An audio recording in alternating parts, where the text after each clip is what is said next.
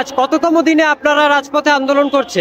স্বীকৃতিপ্রাপ্ত প্রতিষ্ঠানগুলো বেতনের দাবিতে আমরা আজকে দ্বিতীয় দিবস হিসেবে দায়িত্ব পালন করে আসছি। আগামীতে আমরা আরও আমাদের দাবি যদি না মানা হয় আমরা আগামীতে কঠোরতর আন্দোলন ডাক দেবো ইনশাআল্লাহ। দাবি যে সকল স্বীকৃতিপ্রাপ্ত প্রতিষ্ঠানগুলো একসাথে এমপি মুক্তকরণ করা হবে।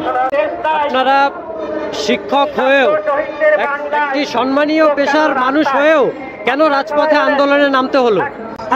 আমরা এবং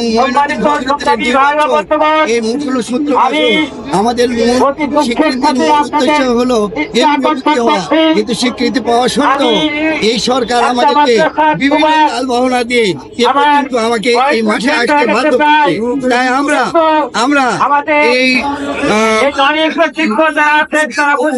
প্রতিষ্ঠার কাছে আমাদের আকুল আবেদন, আমরা শিক্ষক হিসাবে রাজপথে আসতে চাই না। এবং বিভিন্ন নীতিমালার বেড়াজালে আমাদেরকে মুক্ত থেকে বঞ্চিত করেছে এবং বৈষম্যের শিকার হয়েছে আমরা। তাই আমাদের এই নোবেল বিজয়ী অত্যন্ত বিশ্বব্যাপী সমৃদ্ধ ব্যক্তি, তাদের কাছে আমাদের এই আহ্বান আমরা পৌঁছে গেলে আমরা আশা রাখি উনি আমাদের এই শিক্ষা প্রতিষ্ঠানকে একযোগে করবে।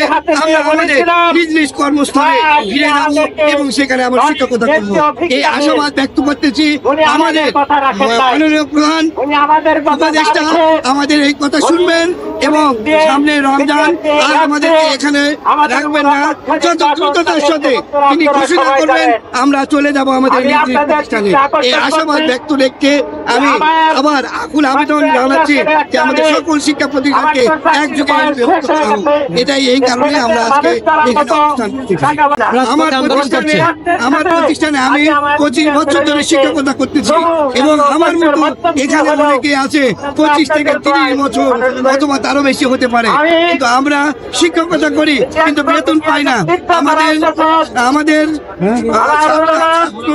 আমাদের বিভিন্ন প্রতিষ্ঠানে তারা কর্মরত আছেন, আমাদের ছেলে মেয়েদের কাছে আমাদের এই কথা বলতে পারি না, তাদের আবেদন আমরা রক্ষা করতে পারি না।